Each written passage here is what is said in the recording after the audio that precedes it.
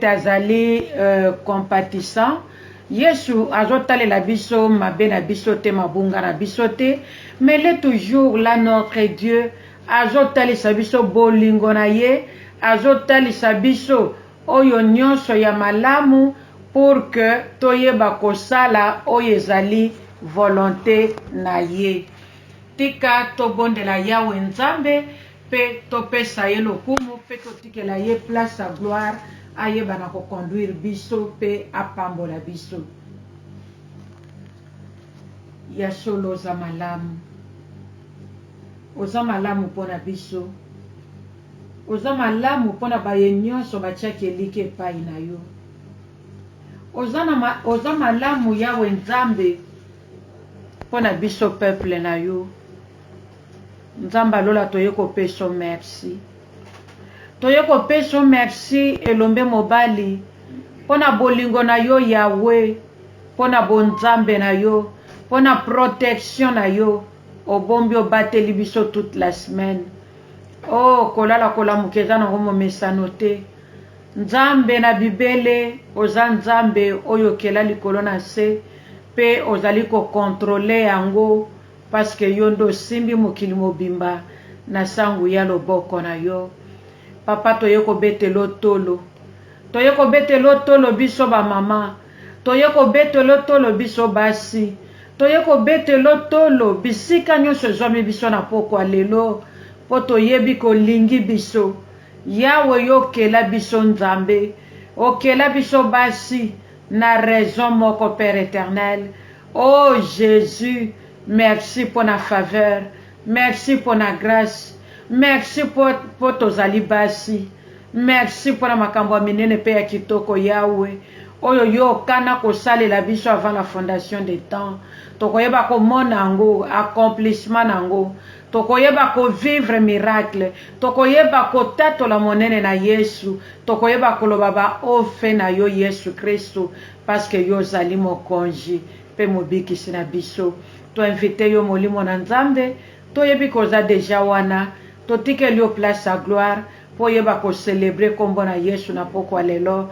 Esengo na biso ezali ke na pokwa lelo ata mama moko pamba simbama. Ata mama moko pamba azonga na nzela na kati na bergerie na yo. Esika vie ezali pour toujours. Lokumu nkembo masanzoli tokoyeba kozongisa ngwe epai na yo. Po yo zali Nzambe na kombo na Yesu. Amen. Bana na Nzambe totondisami lisusu na esengo. Totondisami na esengo ya kozala liboso na Yawe Nzambe. Totondisami na esengo ya komona monene na Nzambe. Totondisami na esengo ya kozala liboso na micro. Totondisami na esengo ya kozala liboso na makomi na Nzambe.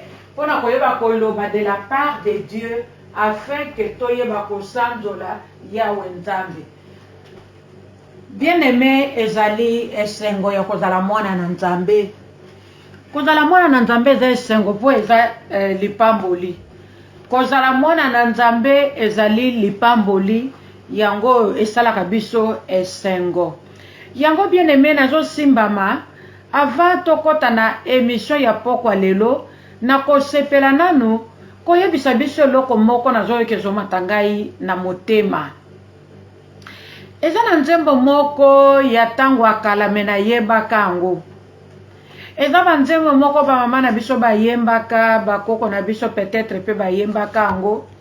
Balobi soki pasi ezali kokanga motema na yo. Soki pasi eleki na vi na yo. Yo banda kaka kotanga, banda kotanga le bienfait de Dieu na bomoi na yo. Je ne sais pas si je me fais comprendre. Et je ne sais pas si quelqu'un m'a compris. Nzembo ane lobi, soki pasi elati yo. Soki malade le yo nzoto. Soki pauvreté ezui esika na bomoi na yo. Soko oza na problème ya éducation ya mwana. Soko oza na problème quel que soit kombo na yango, nzembo wane lobi, yo bandaka kakotanga bolamu na nzambe. Bandaka kakotanga bolamu na nzambe. Ba mama peut-être pasi moko na pokwa lelo, ele yo nzoto, ozo kate sengo ya kopusana na radio te, po yeba kolanda émission na biso. Mais molimo santo ya yebi yo, ale kana ko fortifier ma sœur. Ale kana ko fortifier yo mon frère. Pour que tous à l'ensemble, ndenge to mesana kozala tout autour ya émission na biso, pona ko yeba ko tombola kombo ya Yesu Kristu elombe mobali na bandaku na biso. Na nzembo oyo toyoki meme bandeko na biso, si j'ai bonne mémoire, ndeko na biso pasteur Henri Papa ayembi alobi bolamu ya nzambe leki ebele. C'est dans le même ordre d'idée na likambo na uti kolobawa. Ça veut dire que bolamu ya nzambe leki ebele na bavi na biso bandeko. Soki na lobi na tanga bolamu ya nzambe banda na botama kino lelo na koka kotanga ngo teleki ebele. À chaque minute, à chaque seconde, nzambe aza présent, il agit, il protège, il fait, il bénit. Donc azo sala nyonso.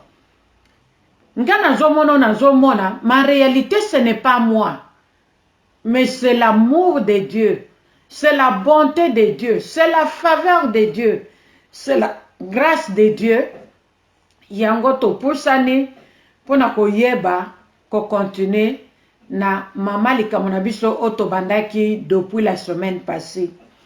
To intitulaki mama likambo na biso tolobi ke tozolobela sur l'intégrité. Tomekaki na kotalisa intégrité yango ezanini. Tomekaki kotalisa tolobaki l'intégrité paye. Mais intégrité yango tolobaki ke ezali honnêteté, ezali bonne moralité, fidélité, pureté, sainteté, ezali justice. Na tango toyaki epa na nzambe ba mama, topesaka vi na biso epa na Yesu. Tolobaka Yesu na pesi yo vi na nga. Yesu na kabeli yo bomoi na ngai. Zala nzambe pe kolo na ngai. Tambwisa bomoi na ngai. Sala na nga oyo yo lingi.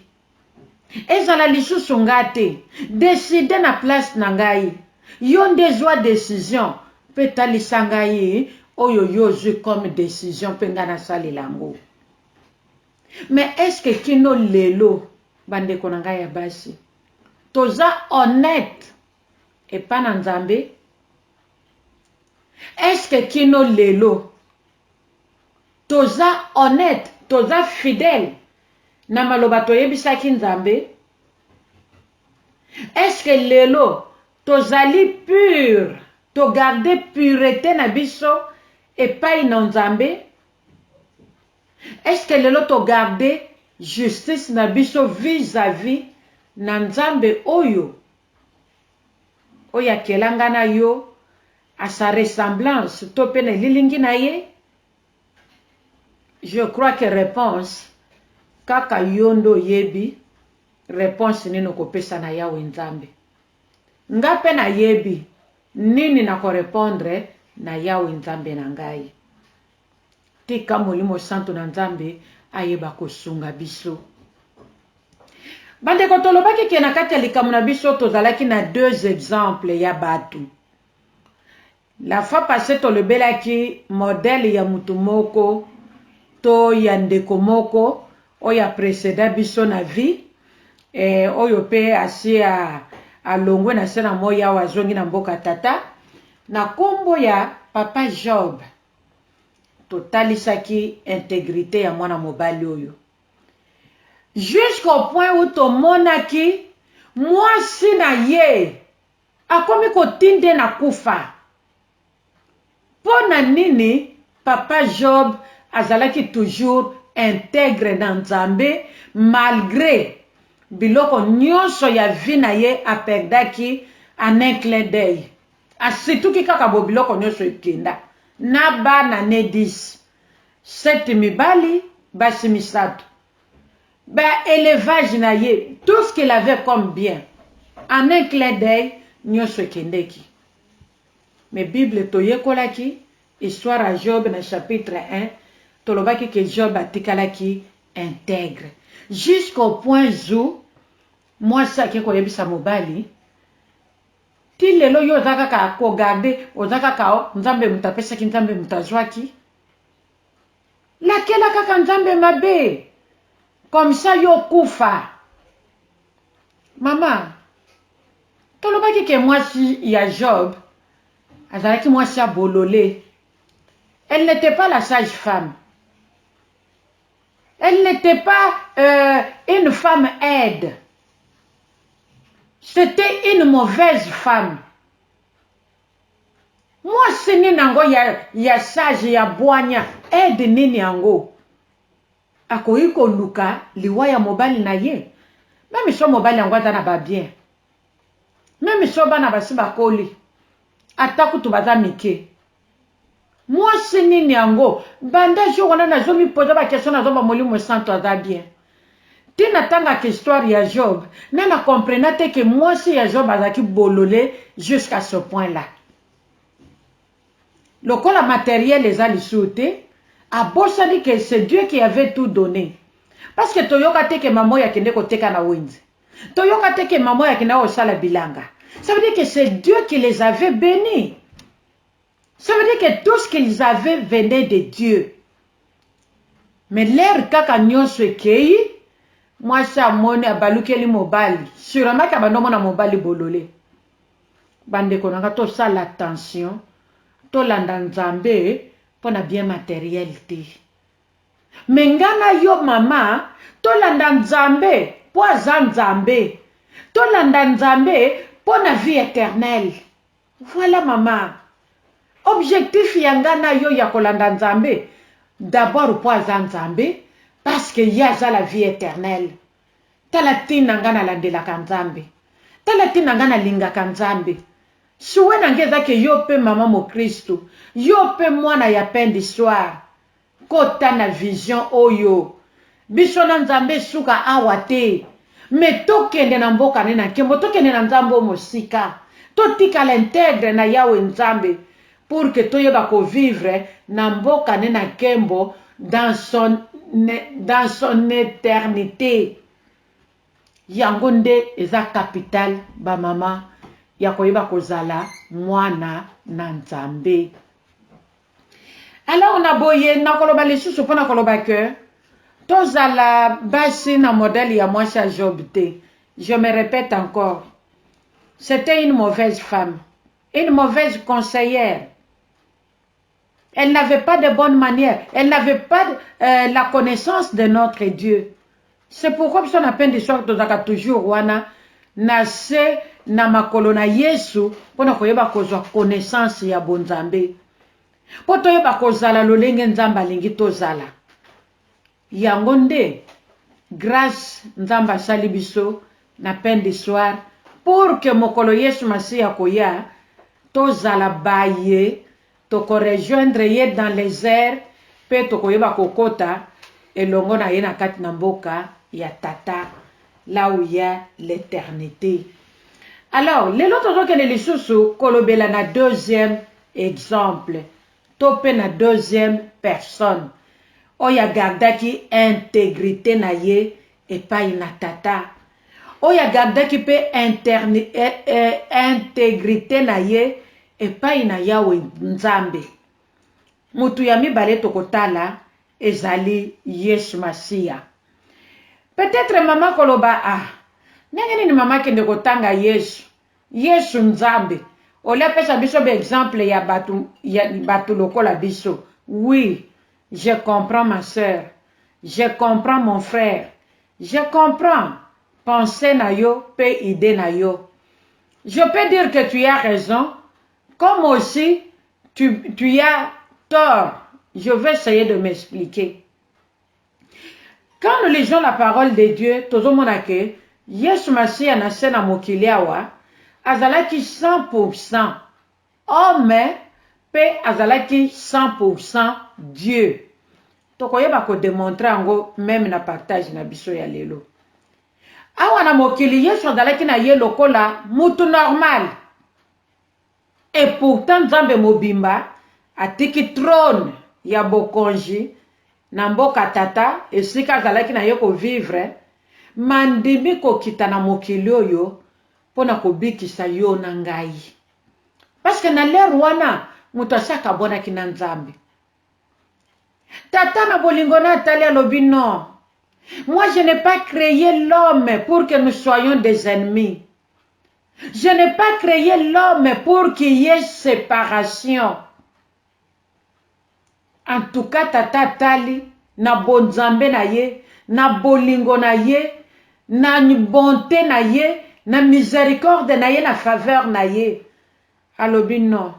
Je n'ai personne d'autre à qui je peux confier cette mission si ce n'est que mon unique fils en la personne de Jésus-Christ de Nazareth.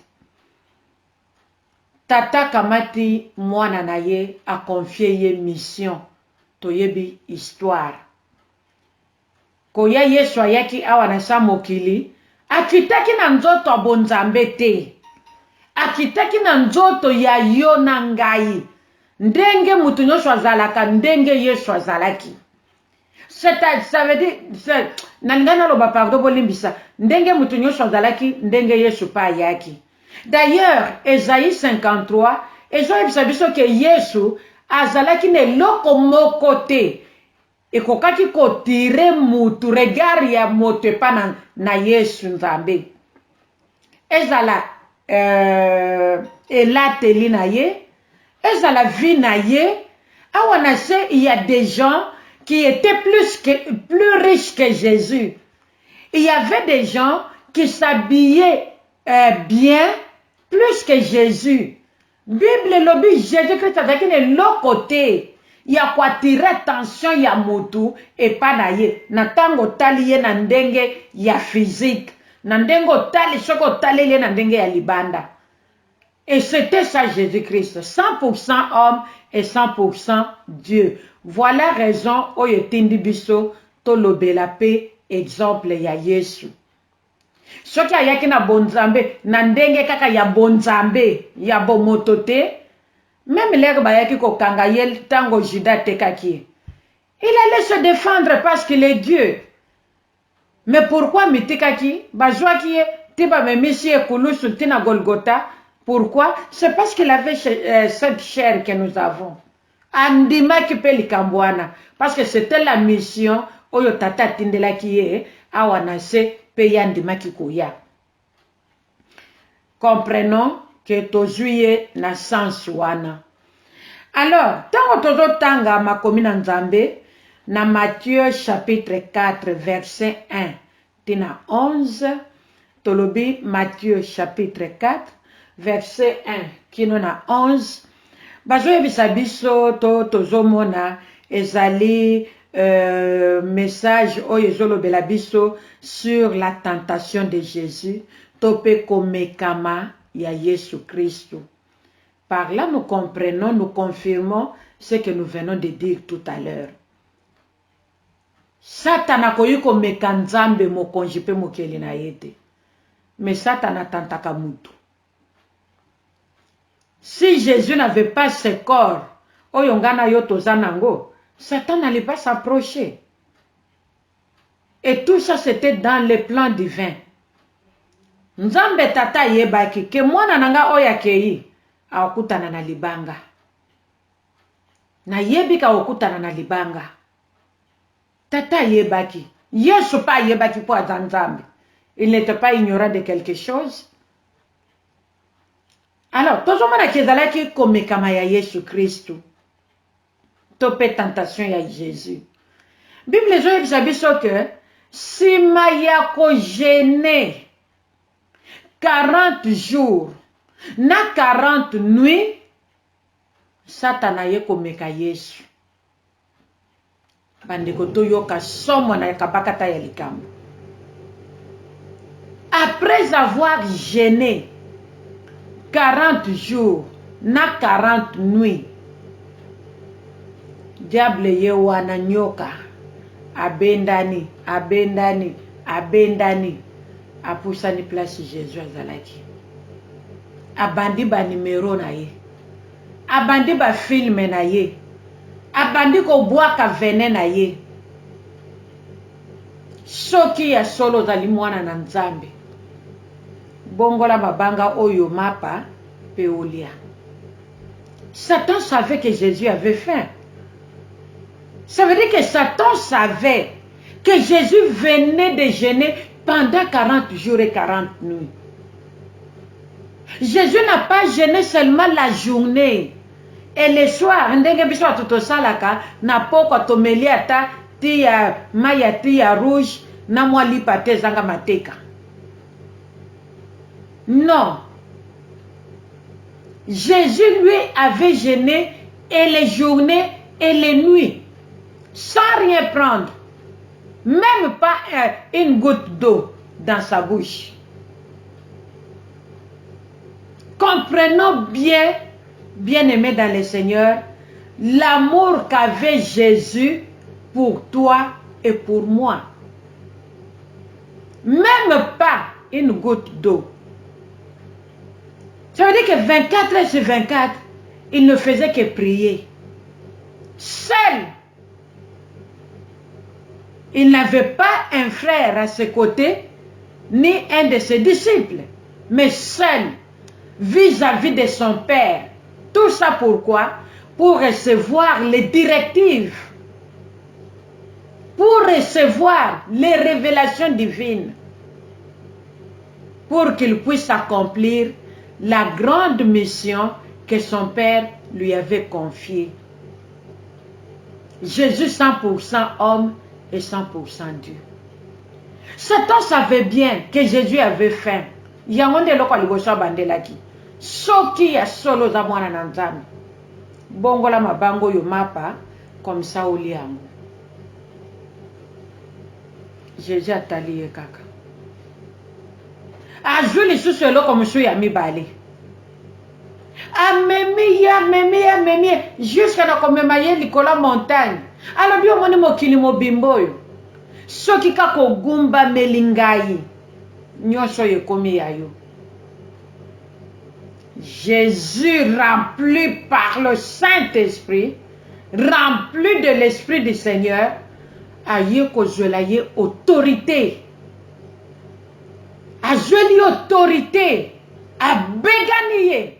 Et quand nous lisons la parole, toujours mon ake kaka mbala moko tango a joué la qui est bokonzi, rempli par le Saint-Esprit, poussé par l'Esprit du Seigneur. Satan baluka ki lisu na simate pona koyeba kozonga kobakisa quelque chose de pana Yesu.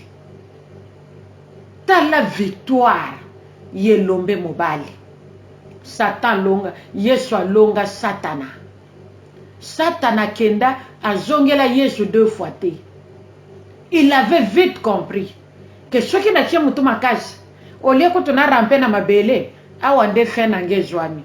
Il a préféré rester comme ça pour abanda tenter bana na Nzambe que azonga pour la 2e fois histoire na Yesu là.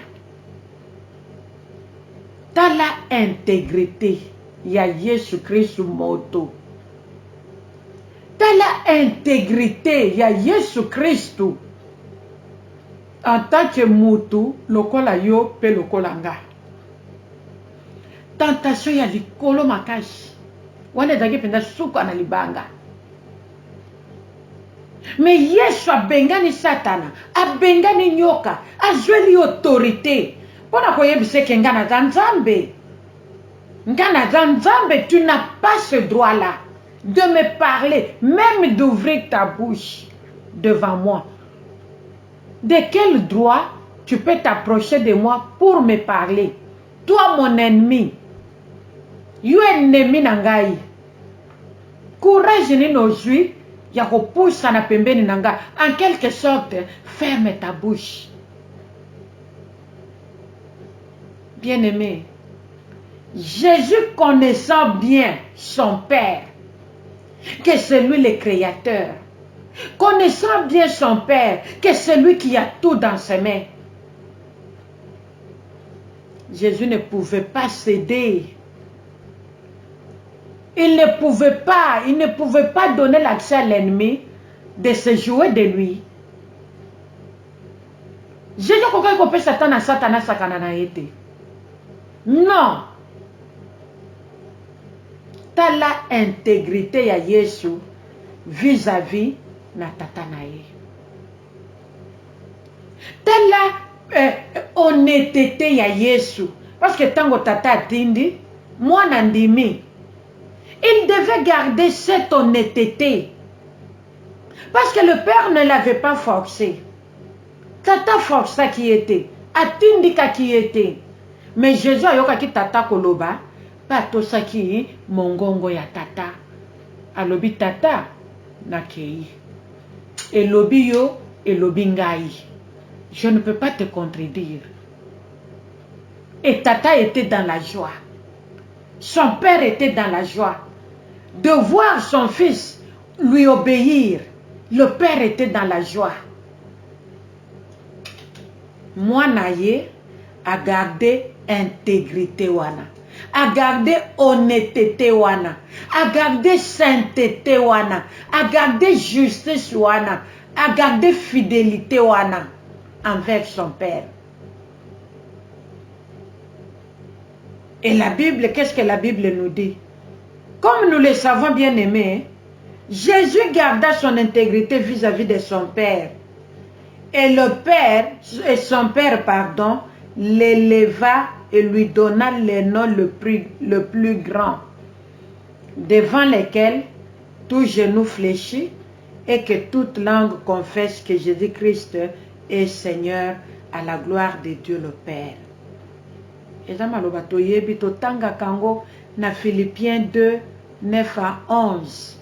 Moi na nzambe nyonso sengeli ayeba maloba wana. Après avoir gardé son intégrité vis-à-vis de son père, Bible zoyebisa biso ke nzamba tomboliye. Nzamba komisi Yesu mutu munene atomboliye apese kombo oyo eza likolo ba kombo nyonso. Pour que liboso ya kombo na Yesu mabolongo nyonso efukama. Pe minoko nyonso etatola que Yesu Masiya azali mokonzi à la gloire de Dieu le Père. Bien-aimé, l'intégrité paye. Bosembo efutaka. Honnêteté efutaka. Nzambe tata futi Yesu. Nzambe tata beteli mwana netolo. Alobi mwana nanga longi. Yaka mon fils bien-aimé. Nakotiko boyete. Apesi kombo lokumu. Apesi kombo monene. Apesi kombo ya nkembo. Apesi kombo ba savant bafuka melaka kombo a Yesu. Ba marabu bafuka melaka kombo a Yesu. Bandoki bafuka melaka kombo a Yesu. Ba président, ba PDG, ba ministre, ba médecin, ba comptable, tout le monde. Ba africain, les américains, oh bangonde ba tomakas, ba fuka melaka Yesu. Elombe mobali. Ba canadien, ba fuka melaka Yesu. Ba chinois, ba fuka melaka Yesu. Ba coréen, tout le monde. Ba tunyonso, malgré différentes races. Ndenge ndamba keleli biso. Mais mokili mobimba efuka melaka Yawe Nzambe. Bande kona ngai. Meme mopepe fuka melaka Yawe Nzambe. Yesu azali oye mbonge na mipepe tosa. Toyebi. Mbonge na mipepe etosa Yesu. Il est l'unique. Il est le seul. Tata mutapesa kiebo konjuana. Pona nini? À cause de son intégrité vis-à-vis de son père. Bien-aimé, intégrité futaka. Toujours deuxième exemple, tolobi Yesu Christo. Bandeko, Yesu aza modèle pona biso. Azala modèle pona biso. Soki na koma modèle pona yote maamo Christo. Na o regrette makasi. Na o regrette. Na enseignement nyonso tozwa koyo. Na maloba nyonso tozwa kawa. Na oyo nyonso tozwaka lokola ba témoignage. Tout à l'heure, touti kolekisa awa le couple en danger de 15h à 17h30 lelo. Na basali nyonso oyo toyokaka ya Nzambe na peine du soir na biso sainteté l'Éternel. Na basali Nzambe mususu ope tozwaka opportunité na kolanda. Mama mo Kristo ebela mateya nyonso tozwaka tozotia wapi. Soki kino lelo Yesu Masiya aza modèle na yo te. Mama, soki Yesu aza modèle na yo te, nani alors akozala modèle na yo po yo bonga na vie? Soki Yesu Kristo aza exemple po na yo te, nani yango lisusu akozala exemple na yo po yo bonga na vie, mama? Awa na sena mokili na Nzambe, Jésus-Christ amekamaki comme tout homme. Na lolenge ya Adam amekanaki, Adam amekamaki. Satana ye azosolola na mwasi ne Eve. Ye oyo Nzambe apesaki mitindo azalaki wana pembeni. Azoyoka, azomona Satana, ennemi ya tata. Azosolola na mwasi na ye. Adam chef ya mwasi. Avant azoyoka. Comme il avait encouragé cette conversation, ça veut dire que lui-même était d'accord dans ce que Satan faisait. Même Adam a mekamaki. S'il n'était pas tenté, il allait dire le contraire. Il allait se lever parce qu'il avait tout pouvoir. C'est Adam qui avait donné le nom à toute créature. Il avait tout pouvoir. Il avait tout pouvoir de chasser Satan. Koye biseke yonyoka. E bandi boni boni. Oye kusolola na mwasi nanga. Image ya Nzambe. Mais il était là. Il regardait. Non, ba maman. Non, ba maman. Je sais qu'il y avait un jour. Il y avait un jour. Maman Christ ozwa ki décision na vie na yo. Ya ko abandonner le monde. Ya kotika mokili. Ya kotika bizaleli mabe. Ya kotika maloba mabe. Ya kokabwana na baninga mabe. Ya kotika matongi. Ya kotika kofinga. Ya kotika koyina. Ya kotika makanisi mabe. Ya kozala na motema ke mobali nanga za na ba bien. Nazo sambela mobali nanga kufa vangai. Comme ça ngana tika la ko gérer biloko nyoso ya zanango. Maman, ça veut dire que mobali wano so bomaye? Ça veut dire que mobali wano so bomaye? Où est ton intégrité vis-à-vis d'engagement aux joies devant Dieu et devant les hommes? Mokolo yo ondema ki mobali wana ki mobali ya vie na yo. Intégrité na yo eza wapi mama? Na tango na motema noso vandisa makambo liwa akufa. D'ailleurs azo umela na malade akufa ne kaka. Mama mweso boma mobali wana te. Akufa ne kaka. Boni pa zo nyokola nga boye. Boni pe ngape na za mwasi mwana moto. Ngape na za na nzoto na za na mai na makila na nzoto. Ya salivi. D'ailleurs ya za mokolo na ngai. Nga na za na mwana mukie. Boni ko konyo mama na tangwa pasi pe na tangwa bisengo. Lelo moninga beli na tangwa pasi confinement pe yangoyo. Ozale 24h/24 na kati ya ndako. Mama tongo etanika boye même na ero yoke mutakokola la takimieza la ndako. Makelele na mobali. Oyo pe zobi mana munoko na yo. Toujours la méchanceté. Maman, où est ton intégrité vis-à-vis ya mobali oyo yolobaki pour la vie? Mais toujours exemple à Yesu tomoni ke Yesu aza malamu mingi bien aimé. Richesse nini Yesu atikaka na paradis céleste na mboka tata.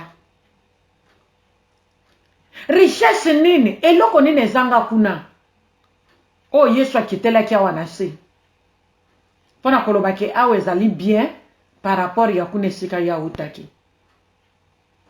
Mais Yesu aya mikitisa mama. Yesu aya mikitisa. Alobi na kosepelisa tata. Alobi na kosabola papa na ngati. Na ofingisa kombo a tata te. Na kofingisa kombo na ye te. Esengeli bato bayeba ke tata na nga aza Nzambe. Bandeko Yesu amikitisaki. Toyebi histoire ya Yesu. Na bato bakoka yiko simba nzoto ya Yesu te basimbaki. Ba miso ba yena bikoti ya nzube balatisi. Ba miso ba papola ye bambata. Ezalaika ba beti na gauche, Yesu abalusi na droite. Ba beti na droite, Yesu abalusi na gauche. Ba oyo ba ye ba nyongi ye mbanga, Yesu amitiki. Ba oyo ba ye egogo na mutu, Yesu amitiki. Ba oyo ba ye ba toboli mopanzi, mayi na makile bimi, Yesu amitiki. Ba oyo ba toboli na maboko, ba toboli makolo. Ba oyo ba sali, batiki ya moitié nu, Yesu amitika. Nzambe mobimba, à cause ya intégrité na ye, à cause ya honnêteté na ye vis-à-vis na Nzambe tata. Tala modèle oyo esengeli tolanda. Mama mo Kristo Yesu azala modèle na yo na nyonso. Yesu azala exemple na yo palpable. Maloba na yo ya butu na moi. Mama Yesu azala exemple. Maloba na yo ya butu na moi ezala ya kotuka motema na Nzambe te. Mama komema Nzambe na regrete. Abanda ko regrete pourquoi akelaka yo mwasi, pourquoi akelaka yo moto. Non mama. Komema Nzambe na regrete. Mais sepelisa plutôt motema na Nzambe na nyonso. Bandeko nanga toyeba ko garder intégrité na biso na mabala na biso. Quel que soit minga yakoba oyo tokoyi kokutana nango, mais totalela Nzambe. Totalela Nzambe. Tokimele pai na ye. Akozanga te bolamo akosalela biso. Parce que lui, il est la solution à tout problème. Jésus ne manque pas de quoi nous donner. Il ne manque pas de quoi nous faire du bien. Parce qu'il est Dieu. Il est l'unique à son genre. S'il avait accepté de faire ce qu'il avait fait, selon Matthieu 4, 1 à 11, c'était juste pour nous donner, pour nous tracer une ligne de conduite. Toyebake nakoyiko tambola awa te esengeli na kende boye na landa modele ya Yesu kolope mobikisi na ngai. Ba mama l'intégrité paye. Mama yeki libala atiena mutuna elo kwa na bali na mois de janvier. En tout cas au plus tard na mois de décembre na bota mwana na ngai ya liboso. Tala désir mama Kristo azaki na ngona motema. Tala désir moi Seigneur azaka na ngona motema tango abalaka. Mama boti mwana liboso, aboti mwana mibale atikali intègre na maloba na Nzambe parce que Nzambe tango abalisi Adam na Ève.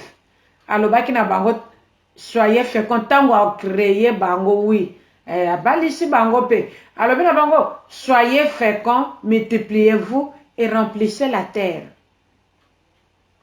Ça veut dire que moi si nyonso tango azobala, mobali nyonso tango azobala, azoyeba ke après tout au plus une année nazobota. Couple oyo ebandi kobota malamu, ebandi kobota malamu, mwana moko ekomi ya mibale, oh non stop. Nalingi langa lisute. Mama ya komi soki akombi zemi asopi zemi. Mama ya akomi soki akombi zemi asopi zemi. Mama ya komi soki boy. Il y a même des femmes, ce qui est encore plus grave, c'est quoi? Quand elle le fait, elle ne forme même pas son mari. Et il y a des couples, moi c'est na mobali bazo yeba. Moi ça dopesa mobali dopesa moi simbongo, kende pas médecin kendo longola. Mosusu alobi tokeinga moko na kendo tiko pas médecin. Eza na mokali kambo muke. Kala mingi te tolobela kiawa makambo avortement soki ezalaka biblique. Et tu comprenais qu'il y avait des références bibliques. Oye zobo ezaki na makambo baloba na nzambe totanga kangwawa. Tokendaka nango si j'ai bonne mémoire au moins 3 semaines. Tolobelaka sur l'avortement. C'est pas le mois de mars, début avril. Mais ça doit être le mois de mars. Bandeko na ngai. Toyeba kozala intègre. Na nzambe. Toyeba ko se conformer na maloba na nzambe. Pour que nzamba kanisela biso. Lelo tozana ba problème ebele na bandaku na biso ba mama. Tozwa temps ya komitala. Tozwa temps ya koreculer. Kotala hier. Comment est-ce que je m'étais comporté dans ma maison, dans mon mariage, vis-à-vis à la parole de Dieu. Bandeko soto sala kangote, tokoyeba ko avancer te. Yo kanisa kozokola na bonzambe, nzoko tikala na yo deja ya kotelema banda kala. Nzoko telemisa na yo elombe mobali Yesu. Otika Yesu soki na wende ya kasangulu. Yo so koma na poma tete na Kinshasa. Mais yo zo kanisa ke oza dans les bons. Nzoka ndo tika Yesu banda kala. Olie Yesu azala liboso na yo, po ata lisonzela, mais yo tika Yesu na sima, opesa ye en plus mokongo, yo moko zwa le devant. Maman, où est ton intégrité dans ce que tu fais? Où est ton intégrité, maman? Où est ton honnêteté? Où est ta fidélité? Où est ta pureté vis-à-vis na maloba na Nzambe?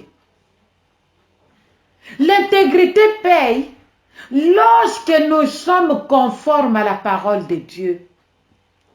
L'intégrité paye lorsque nous faisons la volonté de Dieu, lorsque nous vivons cette volonté. Même dans sa pongi, nazo sa la volonté ya Nzambe. Nazo kokisa posa ya Nzambe. Même dans sa ya pongi. Bien aimé, même dans sa ya pongi. Totangi nini tentation peya Adam. Totangi épreuve ya Abraham. C'était aussi une tentation. Tango Nzambe yemoko atindi ange de l'Éternel, c'est Dieu lui-même. Ayebis Abraham, offre-moi ton unique fils. Atangi kombo ya Isaac. Nzambe atanga ki Ismaël te, matanga ki Isaac. Intégrité ya Abraham vis-à-vis de son Dieu. Abraham a bombé la moissine Sarah likambo. Akenda lobingai na kotosa, na kosala volonté ya Nzambe. Tala intégrité. Oyo Nzambe alingi mamo Kristo azala nango. Tala bosembo. Oyo Nzambe lola azozela epai ya mama mo Kristo. Et suite ya likambo ya Abraham toyebi yango. Tango Abraham a commis place Nzambe alakisaki ye dans l'une des montagnes. Sur l'une des montagnes Nzambe atalisaki ye. Alingi asache mutalaka akangisi mwana toyebi histoire. Atomboli loboko na machette. Po banda ko papa mwana. Anja yebisi Abraham. Namoni obéissance na yo. Fungola mwana basinga tika ye. Tala plutôt derrière cet arbre, tu verras un bélier à Zakuna. Joyeux offrir ngai. bandeko nalingina fongola une parenthèse place wana boyebi pourquoi Nzambe ayebisaki Abraham atika koboma Isaac. C'est parce que sacrifice oyo Nzambe azalaki nango besoin, c'était le sacrifice Jésus-Christ son fils, son unique. Parce que le sang de Jésus allait sauver l'univers entier. Mais le sang d'Isaac n'allait pas sauver l'univers. Et Dieu, dans son amour, s'était dit, ezalaki kaka tentation, ezalaki kaka épreuve, tika mwana vivre, tika mwana sepelisa bino, c'est un cadeau que je vous ai fait. Botika ye, ce n'est pas lui. Nalingaka na yeba, soki okolinganga lisusu. Bandeko, supportons Dieu tel qu'il est. Aimons le Seigneur tel qu'il est. Bandeko, tokangama na Nzambe oyo na lolenge azali, parce que azaka nene erreur te. Il permet que les tentations nous arrivent. Après ces épreuves, après ces tentations, sachant qu'il y a de bénédictions qui nous attendent. Ceux qui ont biloko étaient bien aimés, toko perdre notre temps inutilement. Nous devons comprendre les choses de Dieu qui sont sacrées pour que nous soyons bénis. Nzambe akeli biso pour un plan de bonheur et non de malheur. Jérémie 29, 11. Nzambe akeli biso pour un plan kitoko, mais il n'y a pas cité. Ceux qui passent ces oya, Nzambe alala kata nimbaka te. Il voit tout, il connaît tout, il sait tout. Maman, remets seulement ton sort entre les mains du Seigneur. Demande au Seigneur sa paix, sa joie, son amour, sa force et son courage. Pour que yo tikala o persévérer, o tikala ferme dans ton intégrité, dans ton engagement. Pour que si ma épreuve wana, yo mona loboko na Nzambe. Yo mona loboko na Nzambe mama. Yo mona lipambo liko ute pa na Nzambe. Bandeko oyo Nzambe asalaka ekamusaka bato. Oyo Nzambe asalaka ebimisaka bato pincholi na miso. Mama soki nano moni muto azolela na esengo te. Mama sala expérience wana na vie na yo moko. Nzambe aosekisa yo. Nzambe aosekisa mama. Nzambe aosekisa Sara. Azana bomoi, abongwani te. Nzambo ya sekisa Sara na âge à 100 ans. Bande konanga, ye oyo nde tozote ya na pokwa lelo. Nzambe wana tana bomoi. Azana soukate, azana bendelite. Melchisedek notre Dieu. Azanga tata, azanga mama. Nzambe na biso azanga tata, azanga mama. Azanga deko. Maza le créateur. Bandeko to linga Nzambe oyo. To linga Nzambe oyo. To changer lo lenge na biso ya ko lingela Nzambe. To tika makambo ko lingela Nzambe na munoko, na likola mbebo, mais na motema ezate. Là nous perdons notre temps inutilement. Si je peux le dire encore, bêtement. Excusez-moi du terme, mais c'est comme ça. Bien-aimés, aspirons à aimer Dieu. Aspirons à kosepelisa motema na Nzambe. Nasuka na kolinga Nzambe te. Mais nasuka, nasala lisusu, bolamu, nasepelisa Nzambe. Bien-aimés, to komi na niveau ya koluka kosala bolamu, poto sepelisa Nzambe. Mama mo Christu, to yeba ko garder intégrité na biso. C'est vrai que ce n'est pas facile. C'est vrai que ce n'est pas de l'eau à boire. Bandeko eza pas c'est facilité. Mais nous avons l'Esprit du Seigneur en nous. Laissons la place de gloire au Saint-Esprit. Qu'il siège en nous pour toujours. Lui qui connaît Jésus-Christ plus que nous. Saint-Esprit akoyeba ko gérer biso. Akoyeba ko fungola biso. Akoyeba ko talisa biso. Akoyeba ko simbisa biso. Akoyeba ko épargner biso. Na makama ya butu pe na moi. Parce qu'aza Nzambe. Objectif na yo nanga ezala que intégrité na biso toyeba ko simba ngo na maboko mibale. Maman, qu'il pleuve ou qu'il neige, pas si toi sengo maman nangai. Kobosana oyo yebisa Yesu te. Kobosana oyo laka Nzambe na yo te. Aza mobola te. Boni to sala ba veu pa na Nzambe, lelo to kokisaka ngo lisu te. Où est ton intégrité? Mais au vandi, ozoloba que je suis servante de Dieu, je suis servante de l'Éternel, je suis pasteur, je suis patati patata, Dieu me connaît, na jozela Nzamba pambolanga. Nzamba kofuta yo na nini yango? Na nini yango? Tango yo oniye, yo moko malobo yo bimisaki na munoko na yo.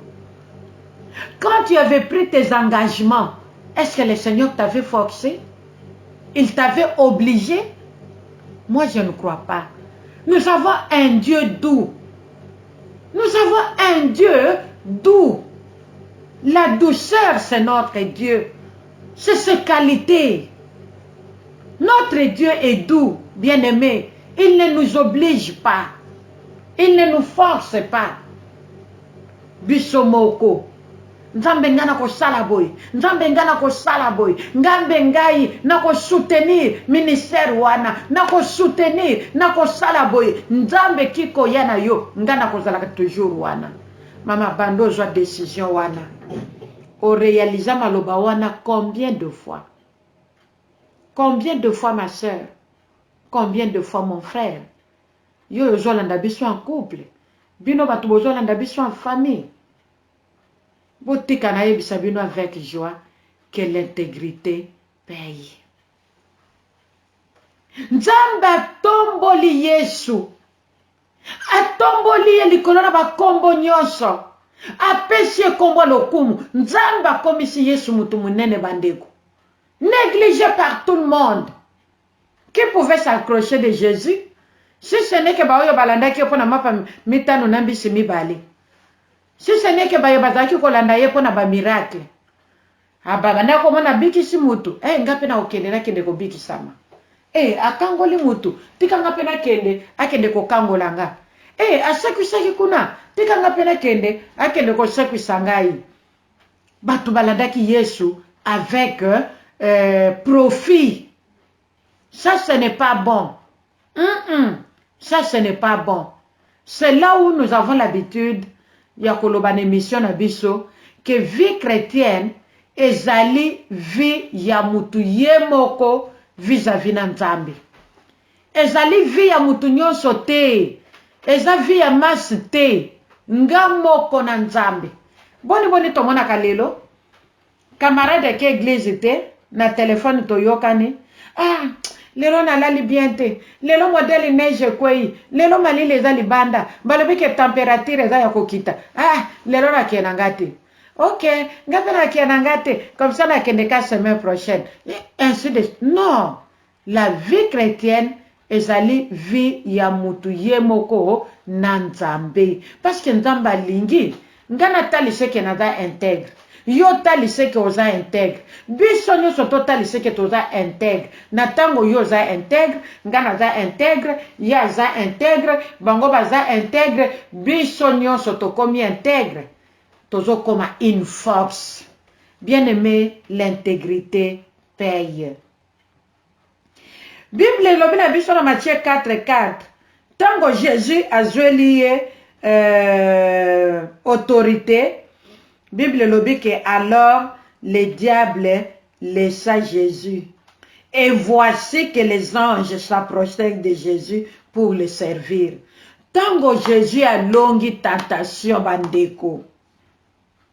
Diable accueilli, pe ba ange ya Nzambe, ba ange lu ya Nzambe, ba ye na service ya Yesu, ba ye ko servir elombe mobali parce que alongaki.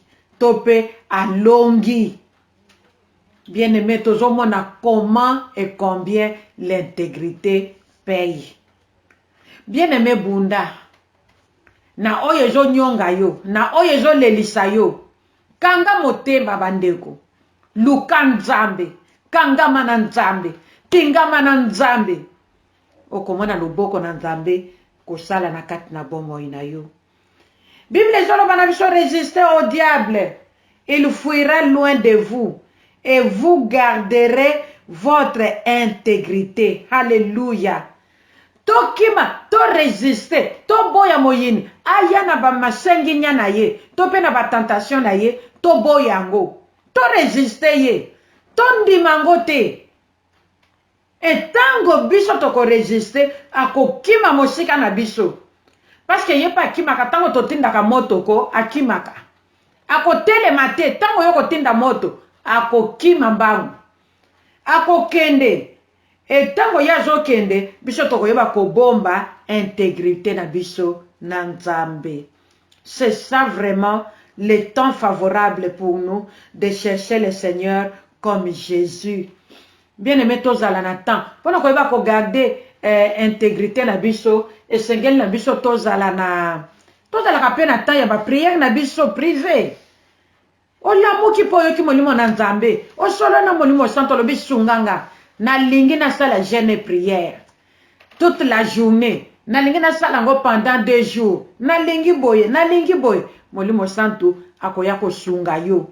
Eza pona biso une façon ya koluka encore une fois force ya molimo santo.